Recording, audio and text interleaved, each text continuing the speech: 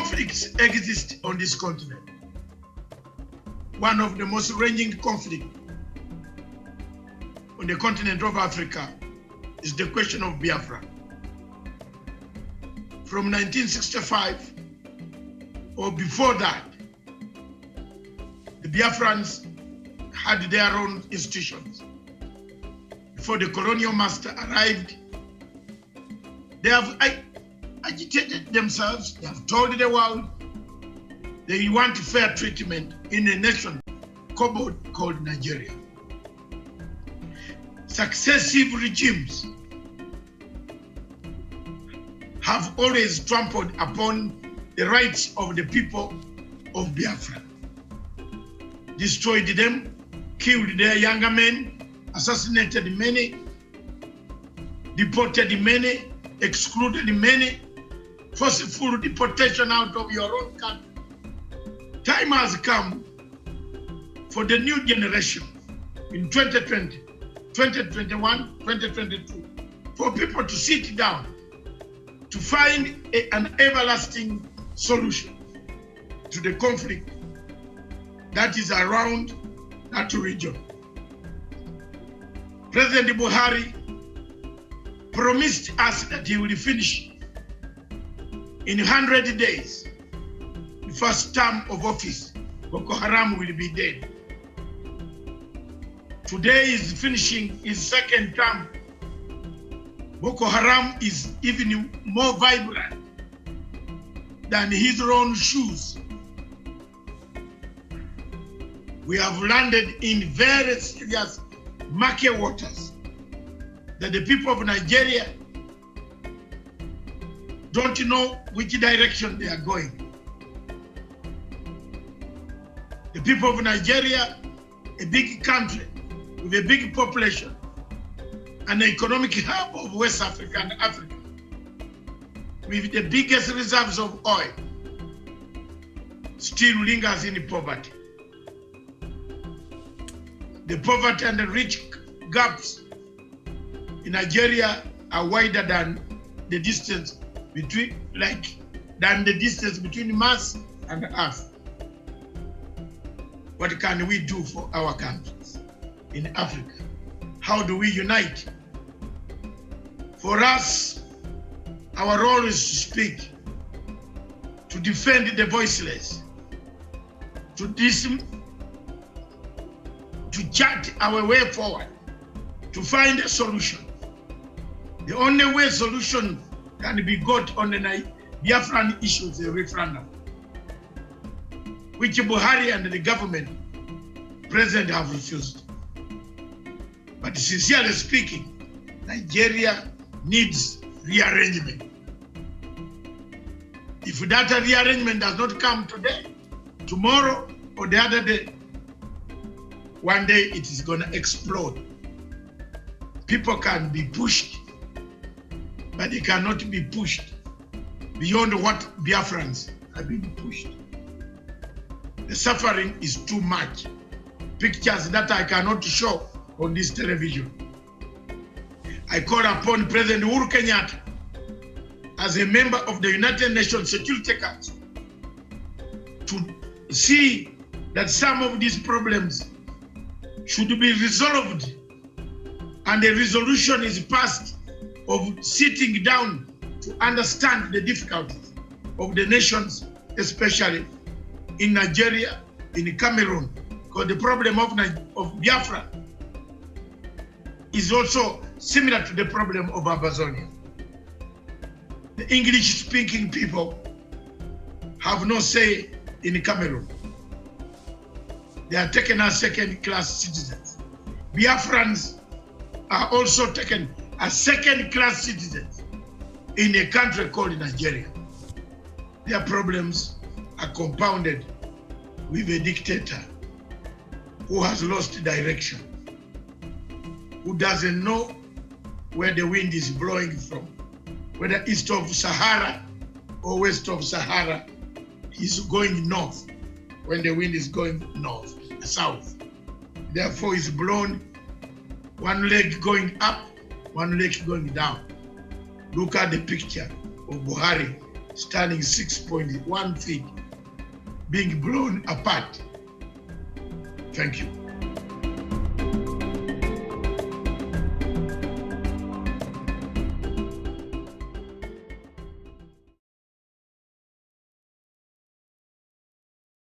Very much for watching Punchline Africa Television, broadcasting all the way from the General Headquarters and the Political Command Center of Africa in Nairobi. I am Dr. David Matanga, bringing you this show, Diplomatic Leaks. This show, Diplomatic Leaks, goes behind the diplomatic lines to find out what is going on in the diplomatic circles, what is happening in Africa, what ails Africa, what kills Africa. Why is Africa a very rich country, but very poor people?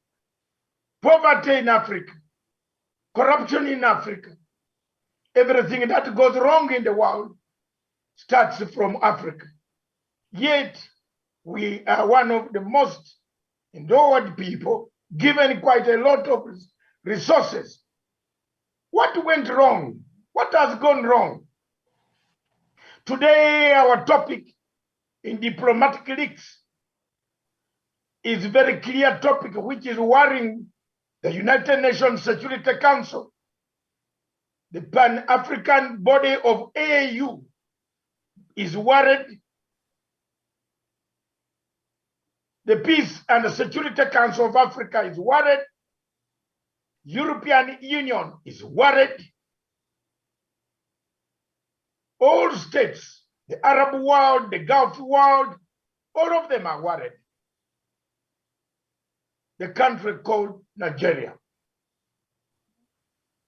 Is this country sliding to suicide? I will use Wole Soyinka's words. You remember Wole Soyinka wrote a book, The Lion and the Jewel. Most of you who might forget, I did that book in 1971 when I had just joined senior secondary school in the first year. I still remember one of the characters, Lakunle. I don't know the West Africans will pronounce it very well. Lakunle, who had gone to Britain and came back and said, oh my God, I'm the best, I'm doing this. I think we have a Lakunle called Buhari. If he is there at all, we have a problem in Africa. Nigeria is sliding to a suicide situation. Is Nigeria, therefore, breaking up? The answer on the onset, viewers and those who have joined in, don't wait for me to call you, but I'll start in the order of the day. I want you to chip in, be short, be precise. After just 2 to 3 minutes of opening speech from me. I want to say I've done this because I love Africa. I want to say I have brought up this topic again and again and again. 4 years ago to 5 years ago in 2016, when I opened up this television station, the only television station in Kenya online, I was confronted with 3 key main issues. 4. 1, Al-Shabaab. 2, Boko Haram. 3, Amazonia. And 4, Central African Republic. Sorry, and 4, not Boko Haram, Biafra. Biafra was number 1 on my lips. When I saw the pictures of younger men being dragged on Land Rovers, cut to pieces, tied on their hands on the government Land Rovers by Nigerian security agencies, and driven around the villages, I said, I'll drop everything, and at least every day, in my topics, every day on my television, this one, the Punchline Africa TV, I will always talk about one sentence about Nigeria and about Biafra.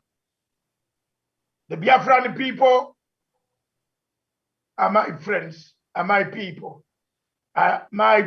for a long time. My country paid the price when they decided to recognize when they decided to recognize Ojukwu.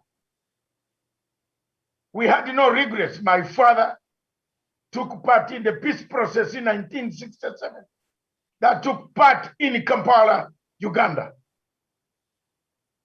You remember one of the delegates got lost in Kampala, which is a case study that we have never found that delegate. I don't know where he disappeared. So Kampala and Uganda died together with the people of Biafra. We weep together, we mourn together.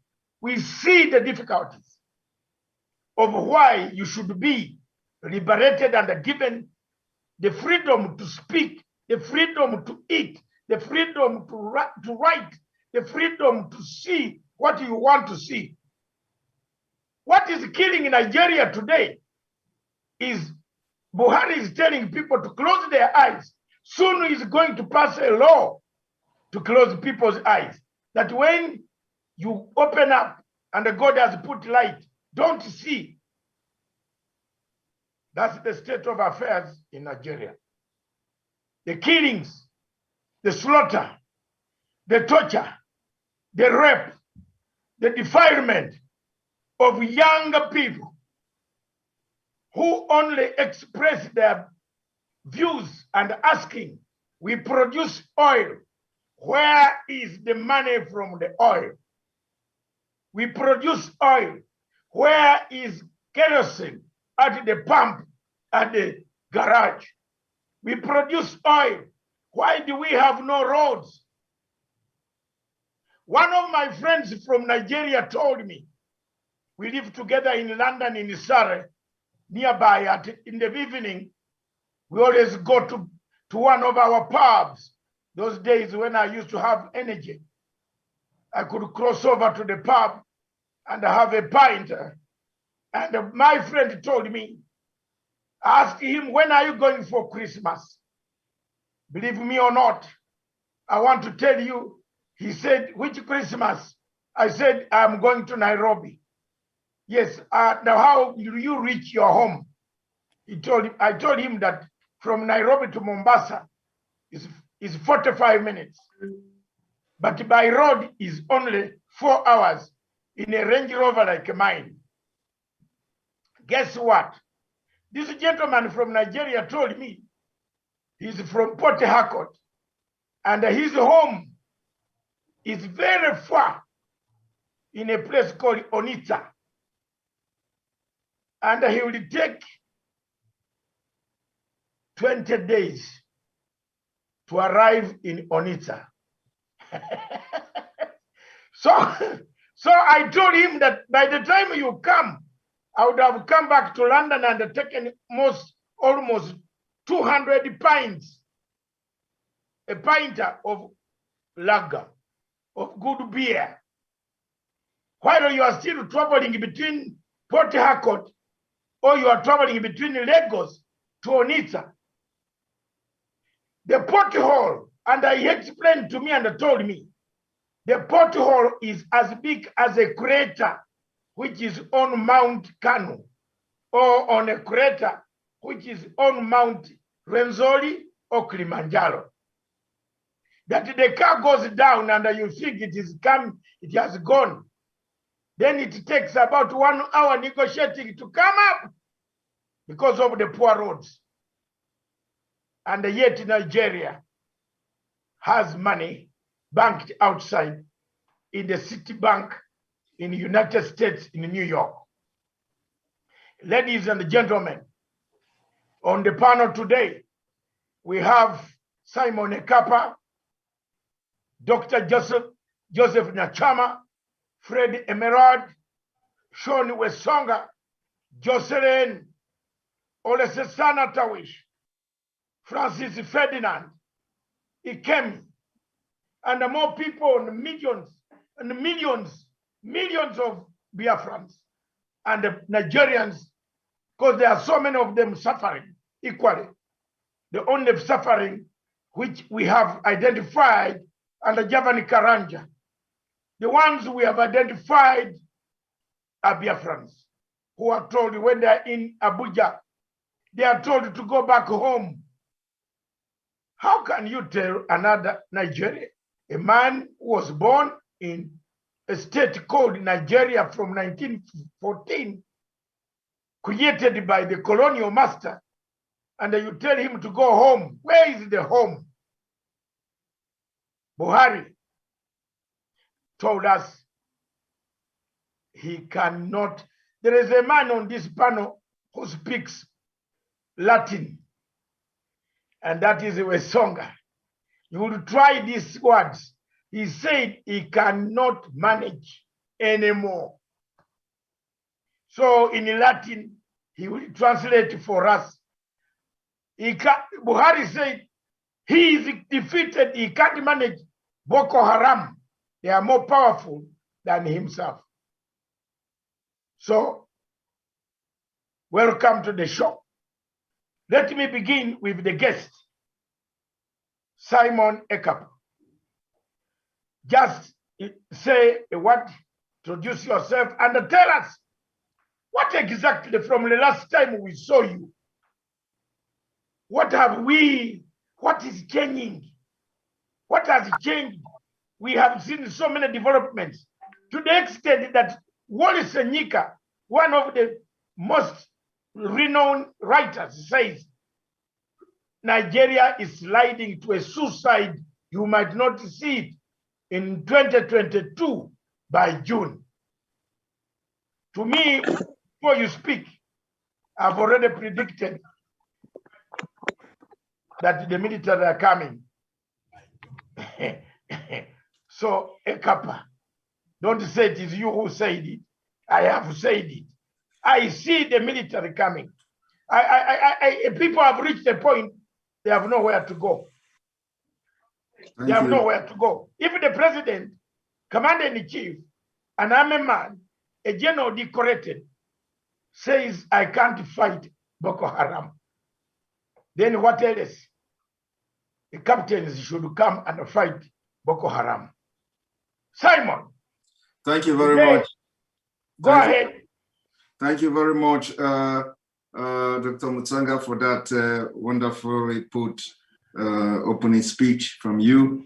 Our viewers from the other part of Africa, it has become very imperative that we come every now and then to inform you what is going on in Nigeria. The Nigeria you see today, believe me, you will see no more. A matter of months to come. Nigeria is collapsing or has collapsed, and the breakup of Nigeria has become imminent. The problem here is that the government of Nigeria, under the leadership of Sultan of Sokoto, people are not understanding what is going on. What is going on is that they are having the continuation of Usman Danfodio conquest, being led by a man called the Sultan of Sokoto. And because the Nigeria, you see, do not have president, and we address them as presidency. So these people are being controlled by the Sultan of Sokoto, and the people that are, perpetrating all this killing and ethnic cleansing and jihad in Nigeria today come from different African countries. Just a few days ago, we were able to expose one of the biggest sponsors of this jihad going on in Nigeria. Some of them, they come from a country called Mauritania. And they are very, very proud to boast how they have built dynasty in Nigeria. And today, one of the family that has built this dynasty in Nigeria, has come to become the spokesperson of the Northern Elders Forum. And in the person of Hakim Baba Mohammed, also, he was the one who spoke on behalf of the Northern Nigeria, asking the federal government of Nigeria to allow the Igbo ethnic group to secede from Nigeria. And so when you look at the impunity going on, you find out that even those who are not non-Nigerians, who have ulterior motive, who have interest in grabbing the land that doesn't belong to them, who have the ulterior motive to conquer the entire Nigeria and take over the resources that doesn't belong to them, are the one who have found themselves in position of power. They are now in military, they are now in police, they are now ministers. They have found themselves into different sector of Nigeria economy, and they are making decisions that are not favorable to the original indigenous people of Nigeria. This is one of the biggest problems. Also, we would want to inform our brothers from the other part of Africa that even the man who claimed to be the president of Nigeria, if there is anything like that, said he come from Niger, the Niger Republic. And because he believed that his siblings are still in Niger Republic, he has to develop Niger Republic, you know, and subjugate other parts of Nigeria, especially from the southern Nigeria, subjugate them to continue to be slavery to other parts of the northern Nigeria. And this is totally unacceptable. So the issue of whether Nigeria has collapsed, whether Nigeria is breaking up, as I'm speaking to you, Nigeria is already broken. Nigeria has broken up into pieces in the sense that the government are now begging the Boko Haram to lay down their arms while they are showing military power in Biafra territory. As I speak to you now, innocent people are being killed in Biafra land. Innocent women are being killed. Innocent men, old men are being killed. The news coming from Biafra today is that a man has been killed as he was on his way to a wedding. He was killed and paraded as unknown gunmen.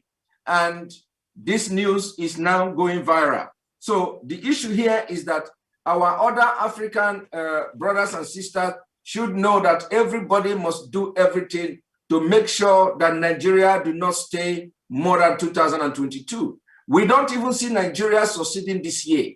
But if any case, a miracle happened that Nigeria continue to be a country, we don't want to continue to see this kind of bloodshed happening in Nigeria from 2022. Everybody must begin to speak to those who have the ability and the possibility to do something within the African countries.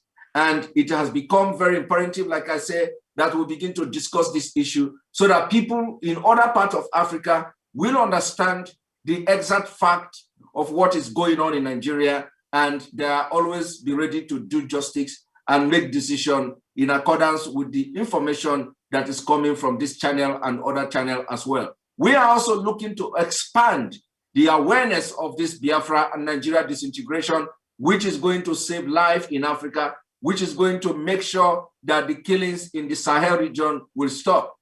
And on this note, I submit, and I thank you all for being part of this debate. We're going to have a very healthy discussion today, as Martin will be said, and we are going to review a lot of things that some of you do not know about Nigeria. Thank you very much. Can you unmute yourself, Dr. Mutsanga? Thank you Dr. very much. Mutsanga, your audio is mute. I've come. Okay. Yeah, thank you very much, ladies and gentlemen. I am pleased today that all of you have been specific, accurate, to the point. Don't waffle. Let's have this time, utilize this time, and make sure that we make points. Dr. Joseph Nyachama, Simon has raised quite a number of issues. We have talked and talked and talked. Africa needs to hear this. Because the whole president comes out and says, I can't fight anymore. Constitutionally, this president should just have walked home and looked after his camels and said, I'm fed up. But because Africa, we don't have, we are not, some of us, very few people in Africa can be ashamed. They have no conscience. Buhari has no conscience. Buhari still thinks Nigeria is still the same, yet people are being abducted. At gunpoint, killed, taken, ransom being asked. Dr. Joseph Nyachama, what do you think we can do? Thank you, Dr. Masanga. I have heard Simon speak about Nigeria and the problems. Dr. Masanga, you see, personally, I've raised in this forum whether the man called the president of Nigeria is indeed alive. Is he leading? You know, it could be a hoax that the president is alive while he's in the grave. This is for the Nigerian people to find out. They need to form a commission to establish, are they being conned through leadership? Because I do not think any sane head of state can let his people suffer the way they are suffering. Having said that, Dr. Masanga, I want to tell the Nigerian friends in this forum, especially the panelists, that the Nigeria as a country is not defined by this geography, but defined by these people. And I'm happy that even Simon is present. I can see Ndoran said is present. I can see Jocelyn is there, ready to serve this nation. The question that needs to be asked, Dr. Masanga, is this, because what we are discussing is Nigeria going to break up. The issue should be who will lose and who will benefit if Nigeria breaks up. I think that is the discussion, but I want to tell the Nigerians, if they are listening, that the common people will be the losers if Nigeria breaks up, and the greedy few will be the beneficiaries. I derive this thinking from one of the greatest personal development philosopher I love, Zig Ziglar. He talks about America, that the greatest nation in the world is not America after all. The greatest nation is the imagination of the American people. In the same vein, I want to tell the Nigerian friends who are present that the greatest nation is not Nigeria after all. The greatest nation is the imagination of the Nigerian people. Yeah, I said 1.5. And I want to plead that common people will be losers if Nigeria as an enterprise is left to be liquidated. Because Simon, if you look at the Igbo people, if you go further, there are those they call the Mbiwa Igbo, and they are the chosen few class we call the Zions.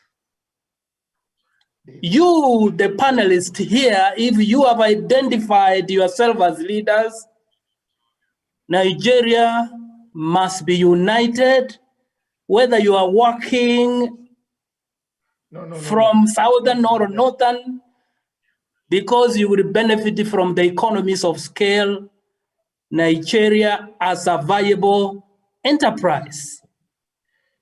I am telling you, the greedy few want to use men as slaves to pursue their service interest. Of course, with the other hidden hands, either from West or other quarters which we do not know. For me, Dr. Masanga, if the thinking of the Nigerian people is to make other slaves, whether it disintegrates into various units, the same will continue. Look at Sudan, Masanga.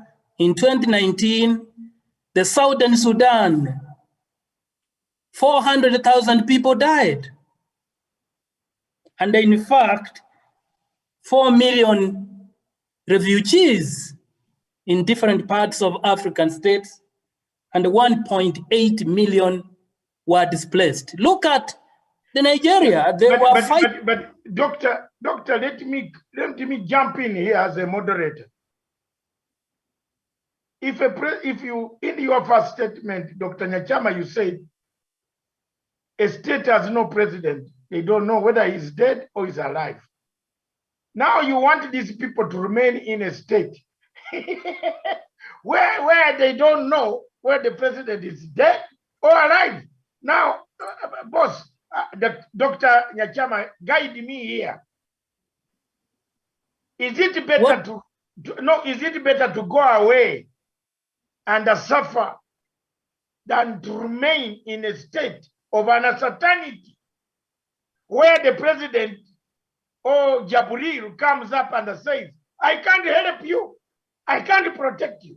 Dr. So what Mutsanga, people in Nigeria are saying, Dr. Mutsanga, can I respond to him? Yeah, you will come to respond to him. Let's give him, give him that direction. Yes. Let me clarify what I was saying. Dr. Masanga, maybe I was misunderstood. No, yes, okay. Maybe. I never said, I was trying to say, as each particular region is trying to self-determine. It is not the region. The Biafrans have said they want a referendum, full stop. Other regions will bring their case. But for now, Doc, the people who want to go away, who have said we are going away, give us a referendum to decide whether we remain here or not, are Biafrans. And that is okay. Yes. Dr. Masanga. Now begin it from there. Dr. Masanga, maybe it is my narratives that were misunderstood. Okay. I was just developing I was trying to develop an analysis. And in the past, I have said, if people want to rule themselves, they must be given the freedom to do so. Exactly. You know how I've been support, except yes. I was trying overally to look at that it is unfortunate that the Nigerians, which was cherished, it has reached at a point of no return. That is, in fact, I was agonizing. I used to be an admirer of Nigeria some time back. Yes. Dr. Masanga, for now, let me be clear. I am not saying that the Biafra should not seek their own self-determination. They should continue. But I was only regretting because I was analyzing scenarios. For the others, Daktari, for now I submit because we have limited time in terms of resources. I submit, Daktari. Thank you very much, Daktari. Because I was saying, my doctor always says, let them go faster and run very fast. Because Buhari is not there, he's dead. Now, first of all, Fred, prepare yourself. Fred Emil, prepare yourself. And then, if Simon, make your intervention quick. I should make intervention now? Yeah, if it is not long. Yes, it is not long. First of all, I would like to correct the impression our brother Joseph has passed to a lot of viewers. The point here is that he said that if we disintegrate Nigeria, that the elite are the one who are going to benefit. In other words, that only few people are going to benefit while the majority will suffer the disintegration of Nigeria. This is not true. One thing is that I want to ask him a question. I know that the question, and I'm going to, I believe that what I presume to be the answer should be the answer to the question. Do you like how the Europeans, do you like European country, Mr. Joseph? Do I? Do you like European countries? Do you like the civilization in European countries? Of course, the way they have developed there, I don't like some people themselves, the view they have to African. But if you look the way they are, I'm not asking about the view of the people. I said, do you like the European countries? When I say like, I mean about the civilization, about the development, about the way democracy is being handled here. Do you like what you Yes. see? You like Yes. it, right? Before you finish the question, yes, because their system work efficiently. Thank you very much. Do you know why the system works efficiently? Yes. What is the reason for the system working efficiently? It is good we educate the people watching us today. What do you think is the reason why behind the efficiency of the system?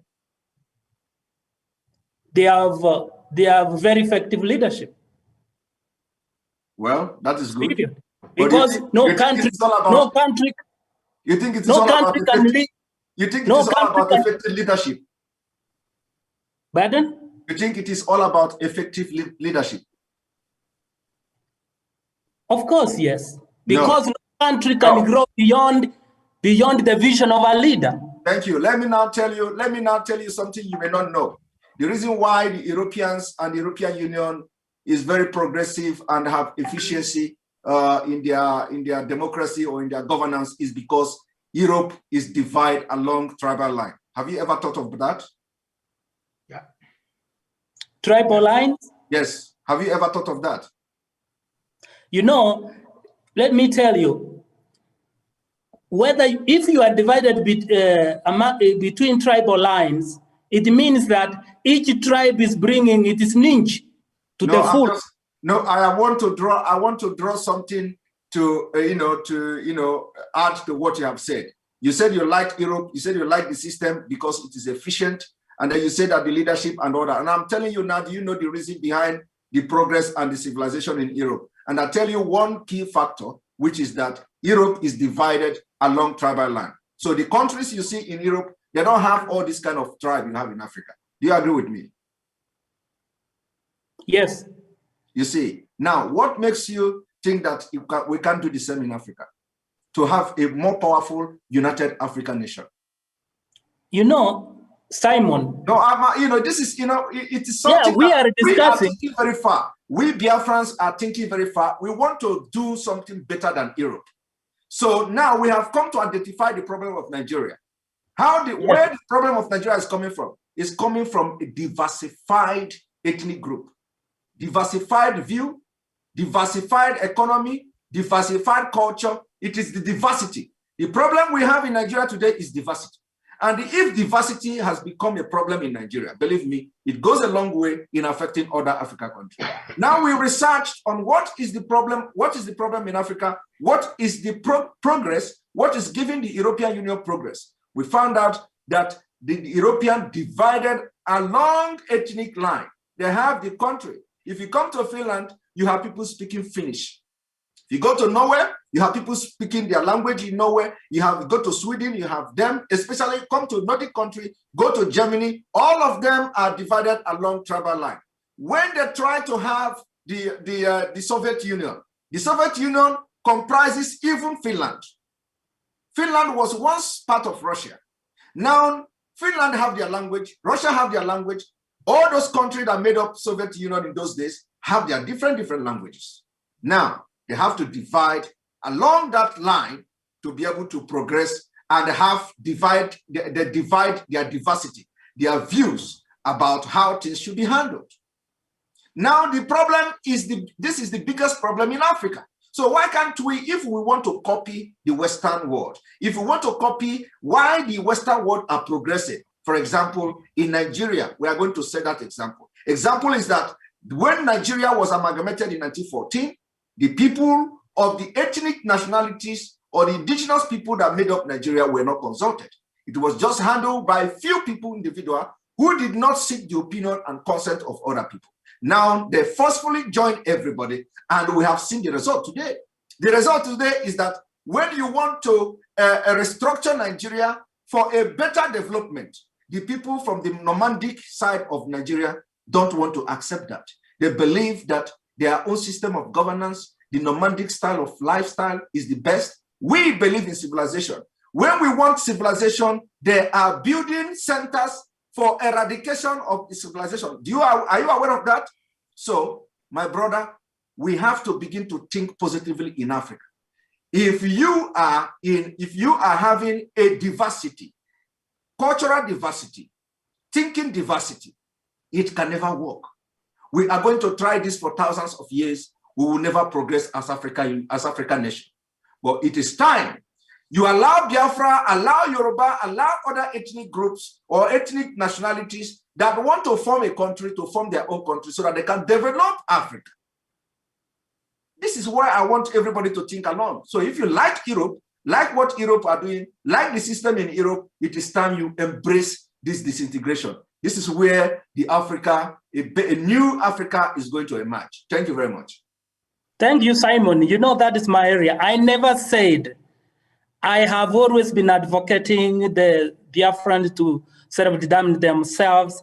Why I was bringing even Sudan, the conversion, was to say that when that time comes, don't go the Sudan way. That's what I was saying. Well, I never said. Joseph, I picked the point. And, yes. You were, as an leader in Africa, I think you are warning us not to go that route. That's why I was analyzing.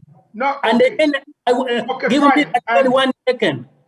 Yes. Doctor, yes. I want to tell Simon, we support their spirit and effort, but let us not emulate Europe, because if you emulate someone who's ahead, the best you will become is number 2. Let us develop our own model, which will go beyond Europe. We have already our own model. Actually, Europe copied our model. Biafra started the democracy. Okay, we have our system in those days, even before European came to Africa. So they copied us. Okay, thank you very much. I am a student of history, most unfortunately, European history. So I will get another show one day to give both of you, Dr. Nyachama and Simon, to wrestle it out. Now, there are a few things that have come. I want to bring in a lady, Jocelyn, to cool down to bring some voice.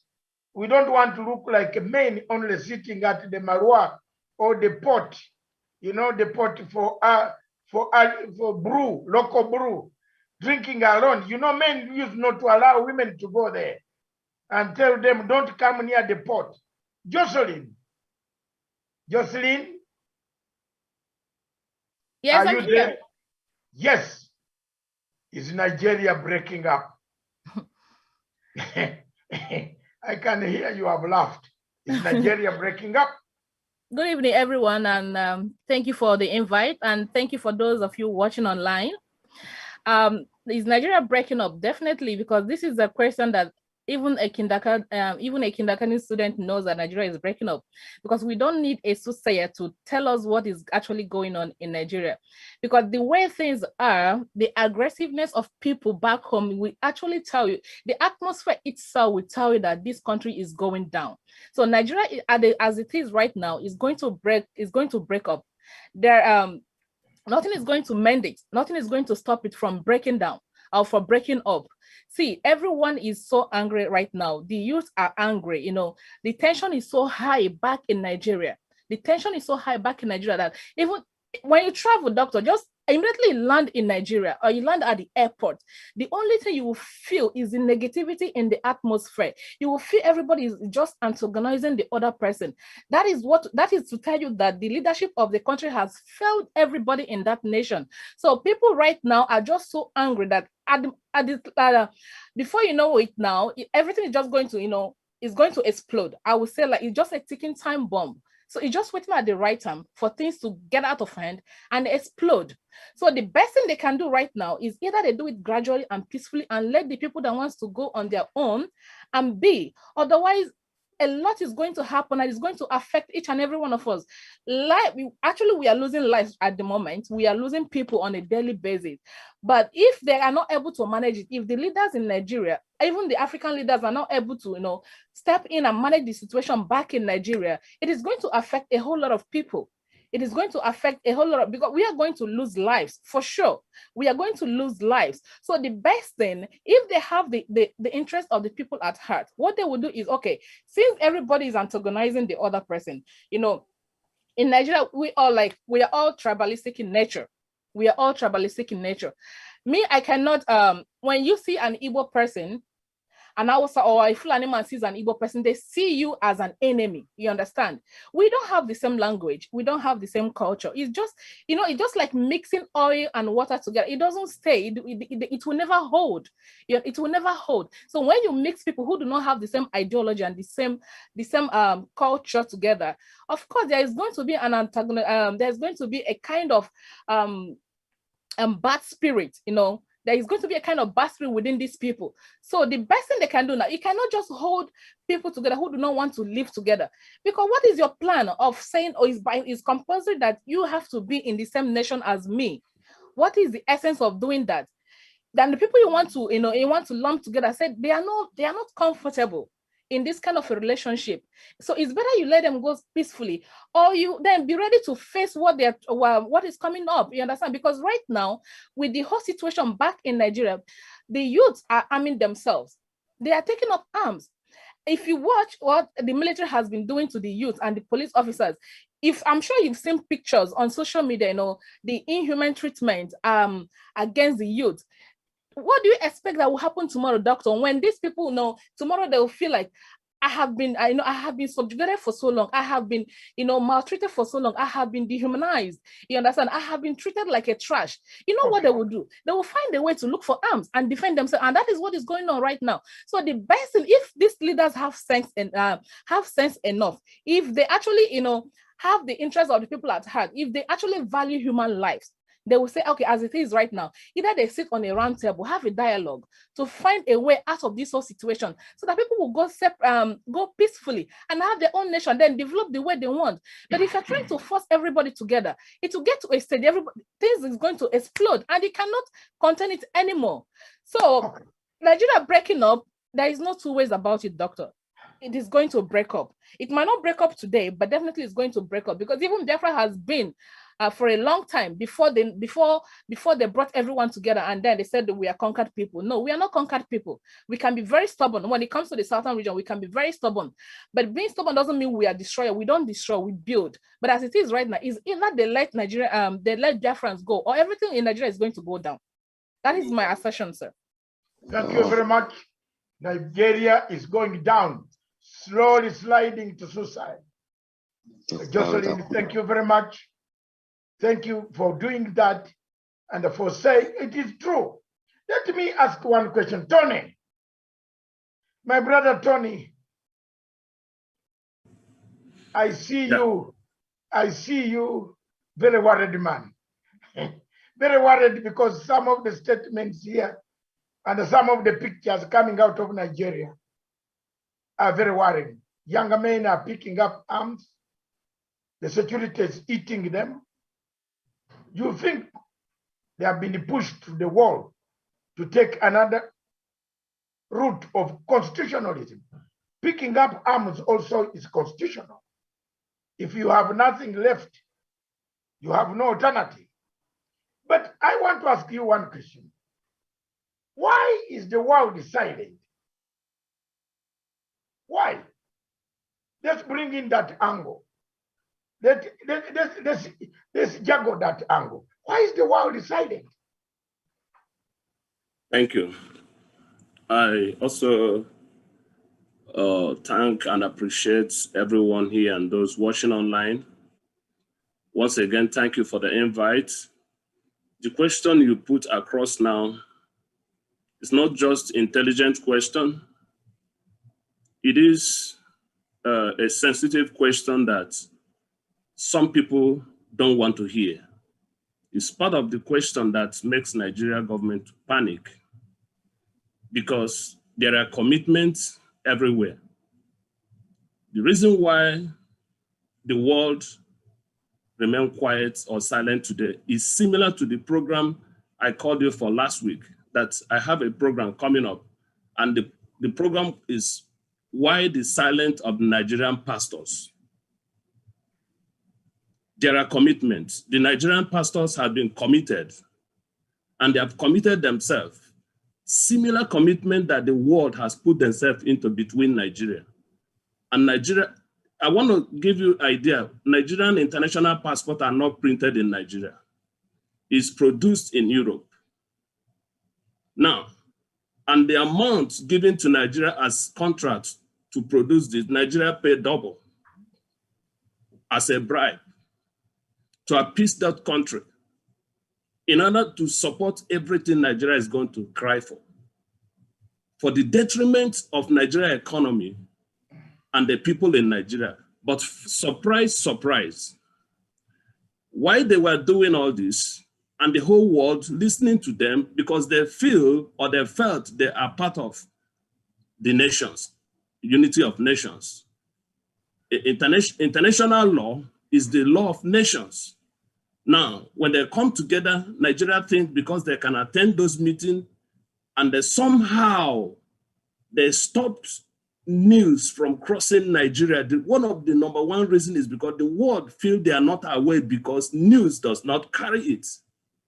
The Nigerian television, the Nigerian newspaper cannot write down exactly the truth about what is going on. The newspaper, the media company in Nigeria has been messed up and they are bought over.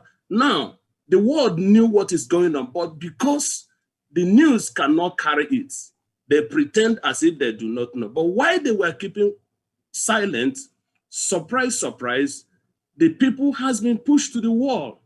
And the Constitution of Nigeria permits self-defense. When it has come to the point that you open your door, when somebody rings your bell, you are thinking it's a visitor, it becomes an armed robber. You're going to use everything you have, you lay your hand to defend yourself. So what happened now is that because of the silence of the world, as a result, they don't want to interfere. Instead of interfering, they are being given one thing or the other.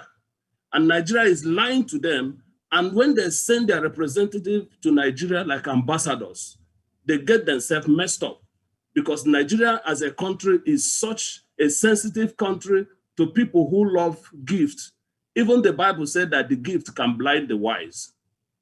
And as a reason why that is going on, they brought pastors. These pastors that should bring the truth out, like Nehemiah, like Elijah, like Elisha.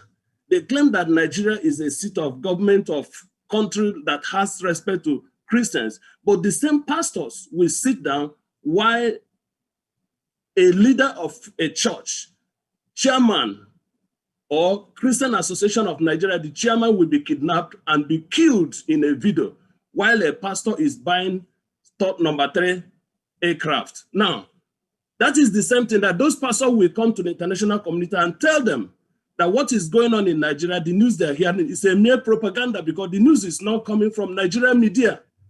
So one of the reasons is because the world is keeping silent because Nigeria have bribed and they are now controlling the media company. Minus social media, where the Biafrans have laid their hand, and you see what Nigeria government is doing to silence the social media.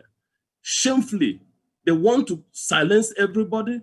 They forget about freedom of speech. They want to make everybody keep silent. But I know it is only someone that is born by a demon that will keep quiet while such a thing is going on. So thank you.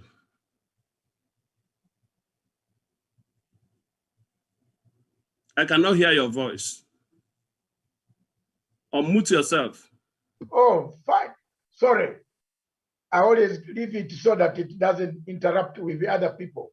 Thank you very much, Tony. I've been looking forward to seeing you, and I'm very happy to hear your voice.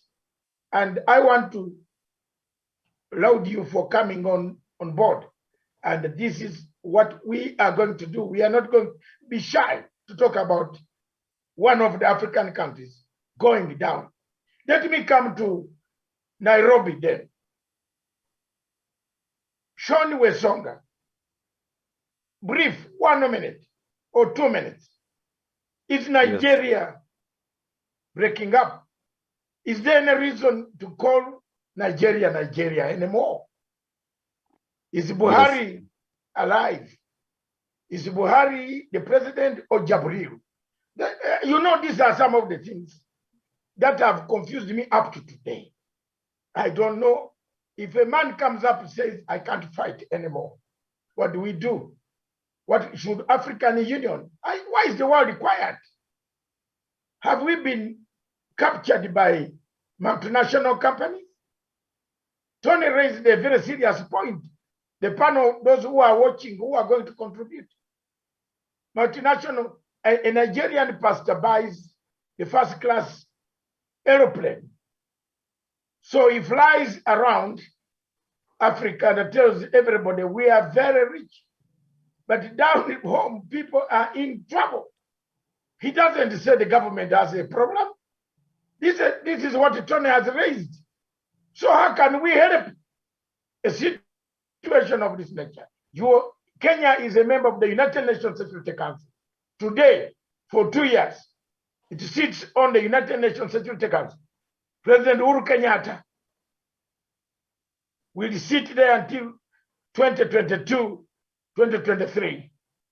And Kenya will be on the Security Council. What can the president take from us, our discussion here? We are not discussing for the sky or the wall. We are discussing such that ideas can come here. Wesonga.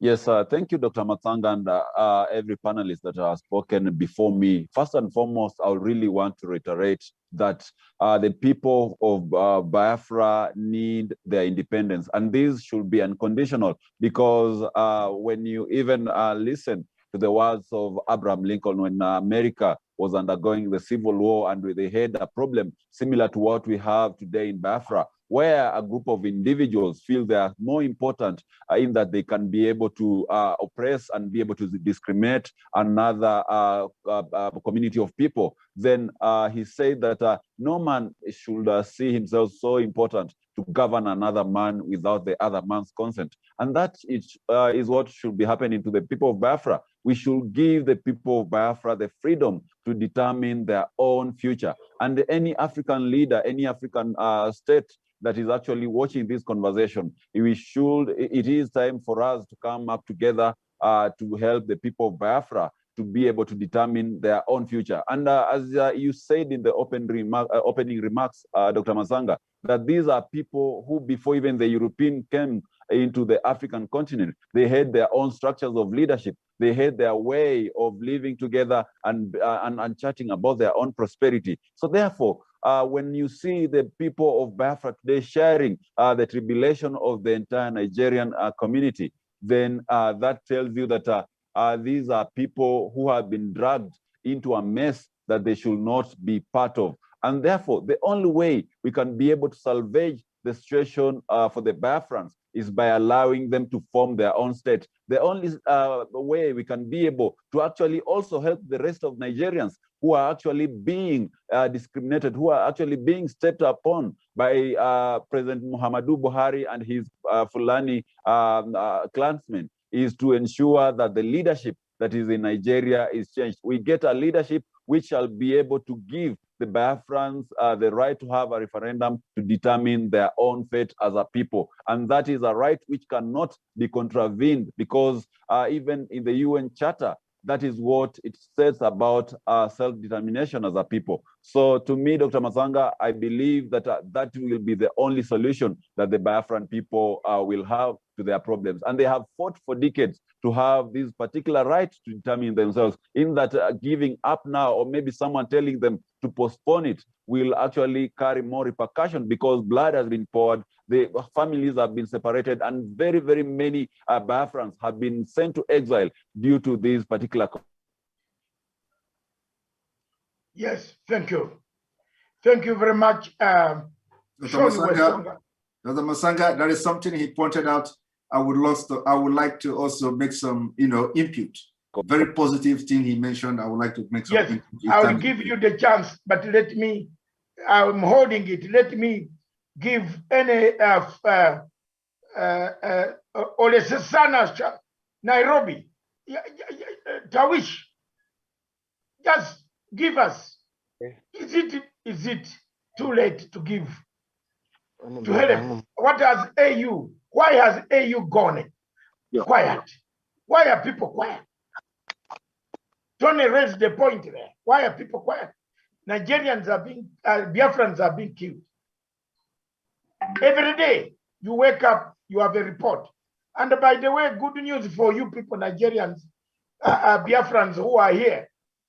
Tomorrow, the chief prosecutor of International Criminal Court, the one Fatou Bensouda, who was actually bribed by Buhari, is leaving. So expect me by Friday, Mr. Simon. I am already delivered my document. It is ready, well polished. I want to start a journey to indict Mr. Buhari. So thank you very much. I am doing it using my own resources. At my age, I can't leave younger people like you outside in exile. I want to file, and I will file that application by Friday. I want to test Karim Khan. I want to see what he can do for the ICC. If ICC cannot take this document and look for Buhari and bring Buhari and warn Buhari to stop killing people, then we dismantle it. So I am moving. Those are good news I promised you the other day. And I want to thank the lawyer who worked with me. I have now modeled the document with exhibits, video, real live killings by the Nigerian army and the police and the security agents. I will deliver my case. You don't need to be a Nigerian or a Biafran to deliver the case. As long as Nigeria is a signatory, as long as Britain, Uganda, Kenya is a signatory to the International Criminal Court, anybody from those states can deliver, can choose anyone at any time. So here I am, Mr. Buhari. Let's wait for the documents to arrive. Abuja, your head, they will come and you will be notified. So that is all. We need to work out. If we don't speak now, we can't speak. So Tawish. Right. Oh, thank you so much, Dr. David Masanga. Thank you so much, Dr. David Masanga, and my colleague panelists, and of course everyone who is watching this program this evening, or night or morning, depending, of course, from where you're watching us from. Dr. Masanga, I think be at night yourself. Yeah, go ahead. Yes, sure, sure. Thank you so much, Dr. Masanga. So I think what we need to make a clarification is that as far as Nigeria is concerned, I think Dr. Masanga, yourself and myself, we have been handling the Nigeria matter for as long as you remember, from 2016 or 2017, if my memory serves me well. But I think the most important thing is moving forward, how do we find a solution to the problem that continues to bedevil Nigeria as we speak today? Because there's that agitation by the indigenous people of Biafra, that is the Igbo people who want, of course, a separation from Nigeria. And the feeling when you listen to them, when you listen to their agitation, is actually a genuine concern, a concern that they want a referendum to determine their fate. They want to have a nation of their own. And I think for President Buhari, it is something that he should have allowed or permitted to have happened through a referendum. But again, because Buhari, having his own interests, is a person who is not so much keen on allowing this to happen. So it is unfortunate as we speak today, Dr. Masanga, but again, I allowed the people of Nigeria, especially the indigenous people of Biafra, because they have been very keen and they have been very focused, very determined, very resolute, and not giving up when it comes to the question of agitation and calling for this referendum to take place. And I think for somebody like Nnamdi Kanu, who is the leader of the indigenous people of Nigeria, indigenous people of Biafra, calling for this referendum to take place, he should continue with the same effort, with the same energy, to make sure that we have this referendum take place, so that the people of Biafra can have a referendum at last. So Dr. Masanga and the entire panelists who are actually watching, and everyone who is actually everyone who is tuned in today, I want to say this in particular, that the people of Biafra really deserve the best.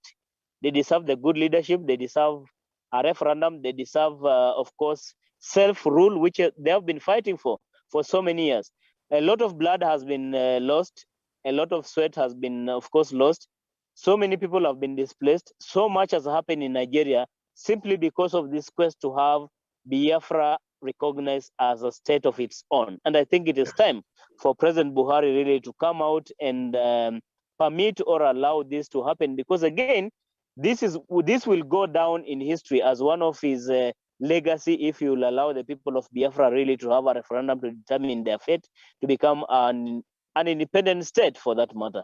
So Dr. Masanga and my colleague panelists, I think the message here is we continue to push for the people of Biafra to have a nation of their own. So it's not time for Buhari to continue giving us hocus pocus information, to continue giving us excuses, hypocritical messaging. The most important thing here is President Buhari must allow this to happen, because again, the people of Biafra and the indigenous people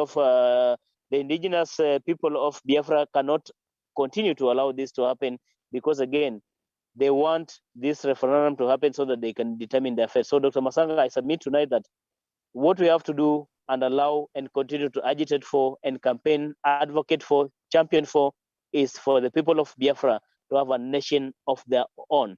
Nothing less, nothing more, Dr. Masanga, I submit. Thank you very much.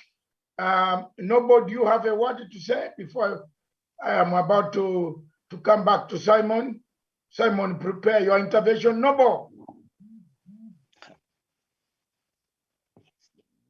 Can you unmute yourself? And unmute. Okay, Yes. okay. Thank you, viewers. Thank you, ladies and gentlemen, and everyone who are watching this program. It's a great privilege and a delight to have you all here. I wish to say that the first thing we have to understand is Nigeria existing as a nation of states? What is it that binds Nigeria to be a virtually or a reputable nation, that you can say that Nigeria is a nation? The man who constituted this satanic fraud, who is Frederick Lugard, said after 100 years, Nigeria should be dissolved. This is over 117 years. There is no constitution, there's no consensus that binded us together. The wife of the late Buhari, which we still keep on talking here, Buhari does not exist. Buhari, this is an impostor. I keep on saying this, and I want people to understand this. Let it go into the brain and the hearts of people to understand that all these political bigots who are there championing the government of APC as to push on an agenda that there is an existing nation. There is no nation that is existing as Nigeria. Nigeria is a company, it's a British company, constituted just to serve the economic interests of the British people. And we have to understand this. That is why I'm calling African leaders, we should leave AU. AU is completely organized and controlled by Fulanis with their war chest worth more than $20 billion. So these people do not have any stand as a viable, reputable country that we can say we have a country. We don't have a country. We don't have a president. We don't have senators, House of Rep, House of what they refer them generally now is called the presidency. There is no president. So that man you saw there that is parading himself, he needs to come to Hague. He needs to come and explain himself. There should be a DNA that should be conducted. DNA should be conducted. It's a very serious DNA should be conducted. Who is that man who have held the whole Nigeria, the whole citizens, 216 million people hostage? This is a very serious issue that we should be talking about. Also, African leaders are there shamelessly, I must use this word, shamelessly, ignoring the fact that people are being killed every day. 500 people, 400 people, they are not discussing it, they are silent. The European people are gaining from conflict in Africa, they don't care. The Americans are gaining from conflict in Africa, they don't care. the Asians are gaining from conflict in Africa. They don't care. What they are doing is championing and sponsoring arms into the hands of terrorists. What is the reason why America have not come to fight Boko Haram in Nigeria? They say they are world power. They are fighting terrorism all over the world. I'm asking this question: why is it that American government, American military are not fighting Boko Haram in Nigeria? They are the same people. Why is it that Britain is not fighting Boko Haram? America has about 5,000 military in Afghanistan, which they withdrew recently. And in Iraq, they were there, 10,000. They withdrew it. America is not basically occupying any specific place with maximum military presence. Seriously now, why are they not coming to Nigeria? Why are they not coming to Boko Haram? The Chad president, the former Chad president, he finished Boko Haram within 1 week. Why is it that America is not probing all those people who are financing terrorism in Nigeria, who are championing this terrorism all across Nigeria and killing innocent people? They brought Christianity to us. Why have they ignored the Christians? I'm not only saying that this is a religious issue. Both Muslim and the Christian, this is humanitarian issue. Generally, Benue State is being under siege. Abia is under siege, Ohafia is under siege, Anambra is under siege, Ebonyi is under siege, Enugu is under siege, all the whole Biafran land is under siege. Oduduwa, the same thing, they are under siege. What is the world leaders doing? United Nations is a disgrace. I'm saying it proudly and very without any remorse. United Nations and all these human rights organizations, that Amnesty International that is situated in Abuja, have been calling for their presence. They have kept silent because they have economic interest in embezzling the resources of Biafrans with other external criminal companies, rogue entities like Shell BP from Holland, Total, JP Morgan, all of them, they are there embezzling the resources of Biafrans. And we are not protecting the lives of people from that region, from that land of which you are taking those resources from. Let me tell you, in Biafran land, we can no more fish again. Give me 1 minute. Let me digress, finish with 1 minute. One minute here. In Biafran land, in place we call Ejo, this is a place that they produce oil. Also in Abia State, they produce oil. In Imo State, natural gas is there. In Ejo, for example, in Bayelsa, for example, they can no more fish anymore. Okay. Fishing is finished for them, except Shell BP will come and clean up the mess they created there. We don't have a president. We are not Nigeria, and Biafra must be restored with every last drop of our blood to prove to the world that we are human beings who have flesh and blood and must be heard. And the United Nations should organize a referendum with the world leaders. Thank you so much. I applaud this program. Let's continue. Thank you very much, ladies and gentlemen. And unfortunately, we have very little time left. And as you know, in Kenya, there is curfew. And our curfew starts at 10 o'clock.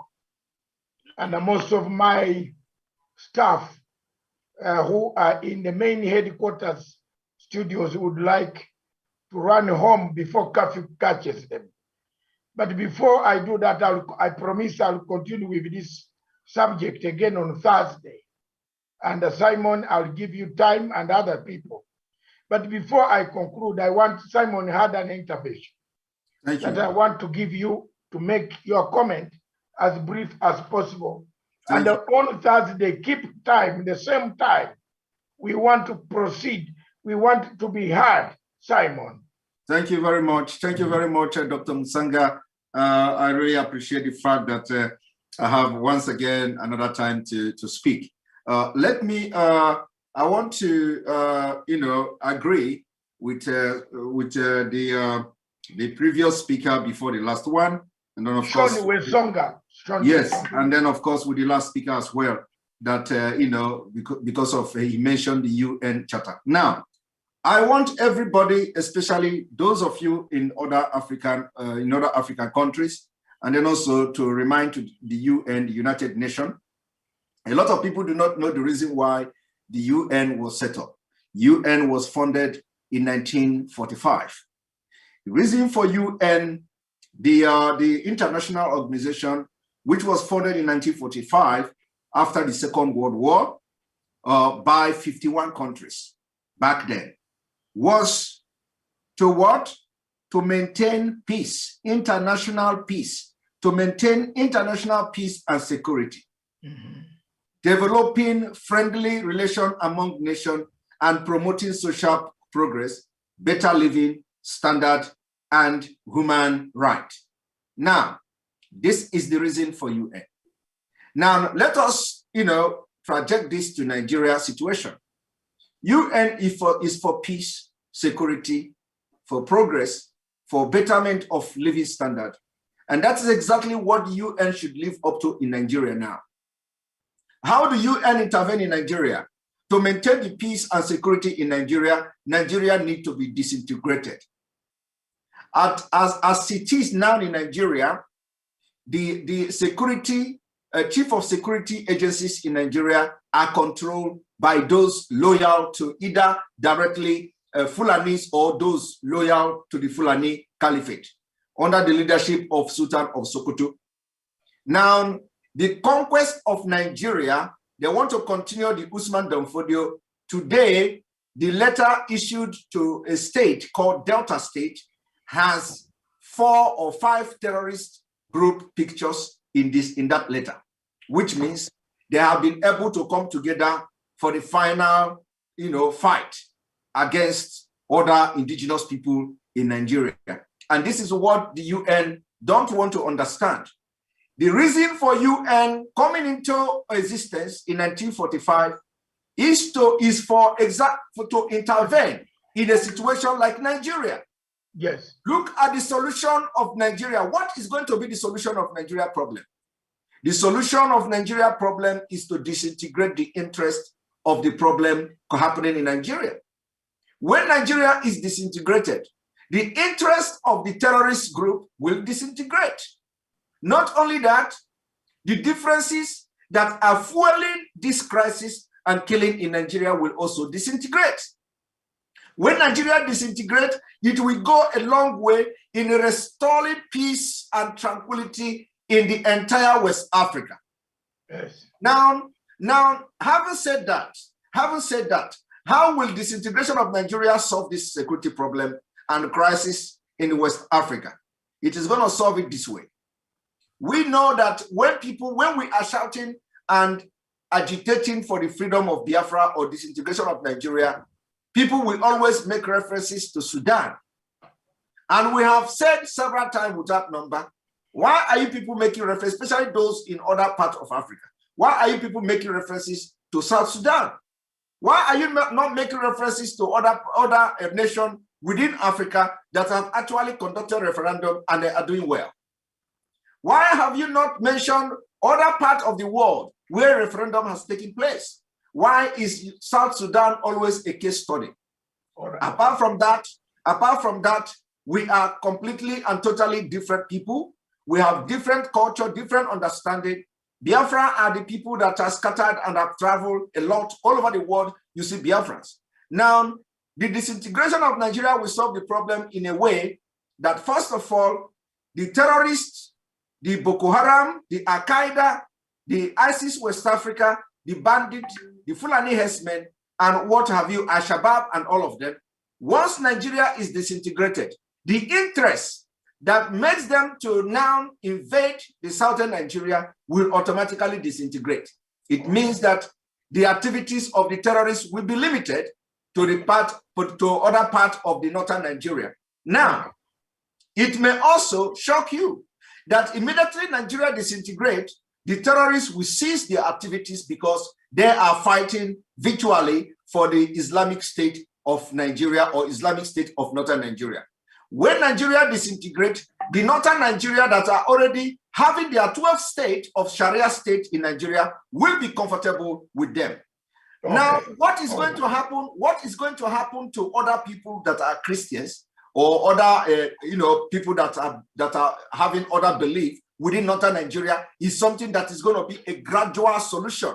We are going to provide solution to that. We are going to have a very strong border control. We are going to build our border, protect our life and our land before we can now extend a joint military operation to get rid of every other remnants of terrorists within the Sahel region. So the UN must consider having a very strong force to bring in and restore peace within West Africa, and that strong force will come from Biafra and Oduduwa. Thank you And very America much. cannot do this. Thank you very much. Thank you very much, Simon.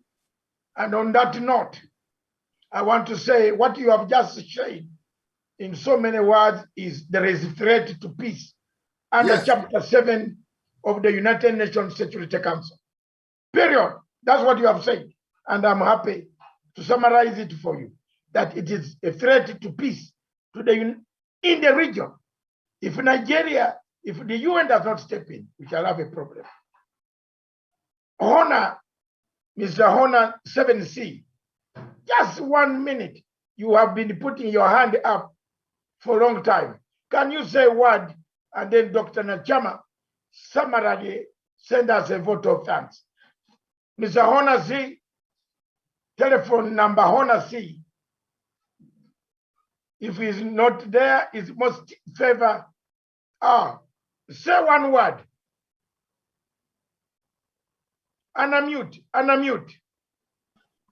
Dr. Matsanga, good evening from here. Thank you. And I'm glad to be part of the program once more. My name is Most Favor. Yes, I just want to commend all the comrades for the positive impact they've all made. And what I have to say is this, that they've all spoken word. And just to add to what Simon just said, every time some of our most African brothers, they keep telling us, reminding us about South Sudan. Why is it that it's also difficult for them to remind us about Estonia, Finland? These are countries, they were all part of old Soviet Union. They were old former USSR. But today, they are leading, they are among the leading giants in Africa. Yes. But every time our people will keep telling us about South Sudan, the major problem African is facing, just like Simon said it in the beginning, the major problem African is facing is because of the partition. Countries are built and created based on ethnic lines, but that thing is not present in Africa. Thank you. And finally, let me drop this let me just drop it. Drop it. Yeah. Time is against us. Simon, okay. Nairobi has coming of Biafra will be the end of terrorism in West Africa region. The earlier we all understand this, the better for all of us. Thank you very much for giving me the time. Thank you very much, Joseph Nachama. Vote of thanks to our guests. Thank you, Dr. Masanga. Simon, I like your eloquence on this matter. I think on behalf of Banja African TV, we need to congratulate you and continue to support you, on your endeavor to liberate Nigeria from dictatorship. Thank you very much. Because there is a maxim which says that populi sublime lex, which means the welfare of the people is the sublime law. There is no constitution that can be cited that shall supersede the aspiration of the Biafra people. Therefore, Banja Africa, in fact, as I started saying, I think probably to a certain extent I was misunderstood personally. I have been in the forefront to support your cause, except I went offline in analysis it was not understood clearly. But be assured, through Banja African TV, courtesy of the leader, Dr. Masanga, we are all behind you. And nothing can stop people from self-determination. Let those who are listening hear this voice. This is the voice of God, and no man shall diminish it. So brothers, be assured the support is growing, and by the end of all, it will suppress all the evil people. Thank you very much, Dr. Masanga. I submit. Thank you very much, lady and gentlemen. Jocelyn, I want to thank you very much, all of you, for having attended this show, The Diplomatic Leaks. As you know, Nairobi, our curfew starts at 10 o'clock. Some of my engineers must have left their permits behind their houses. So I want to tell them to give them a send-off quickly in the next 30 minutes so that they reach home. But I want to say on Thursday again we shall start at we want to start at 8 and have another program of 2 good hours. And this time we shall allow everybody to speak. Today we have made progress. I want to tell you that nobody should stop you from speaking for your own people. Some of us have seen it all, and we are not threatened by Buhari. You'll see in the newspapers what I've filed against Buhari, and you will understand that I am not just a person speaking. I've tried ICC before, and I will wrestle it again. And I will until I bring Mr. Buhari to justice for having allowed Nigeria and Nigerians to kill each other. I will not rest. I want to thank you all that continue with the spirit. Ask for what you can be given. Knock and the door will be opened. If you keep quiet, who will open the door for you? The Bible said so. Don't be people who preach and go away. Stick there, knock the door. Simon, thank you very much, all of you. Jocelyn, all of you, Sean, those watching, Namdi Khan, wherever you are, Mzee, my dear brother, this is a message. The messages are going out through to everybody. Everybody, whoever speaks, whichever language. I think God said it. Tony, you know the Bible better than myself. And unfortunately, you have become an expert. Nigerians are very good experts on the Bible. And he said you can speak in several tongues. So when somebody is speaking about the same problem, don't prohibit people from speaking about it. I see it always happen in liberation movements. I have been there in Tanzania. I know how Idi Amin tried to divide us, that we started killing each other in exile. And saying this one is a spy, that one is, no. That's why some of us are battle-hardened like myself. We stood on the mission and we got Idi Amin out. If you continue speaking with one voice, one of these days, where is Abacha? He's gone. What happened to Abacha? Did he die nicely? Did he arrange? He didn't even arrange to die. He woke up, he was gone. So God has so many ways of paying back people who are obedient. I thank you all. God bless you. This is Punchline Africa Television, the only television in Africa that speaks about Africa, about what ails Africa, defends Africa, and we shall always do it. And we also call upon good investors to come to invest. Don't come to con us. We don't want conning people from Europe who have no houses, but when they reach Africa, they take big houses. So that is very, very important. We also invite people who are good, with good behavior, with good culture, who respect our culture, to arrive on the continent and help us. This is a global world. Thank you very much. This station, therefore, is for Africa, with Africa, by Africa. Ciao.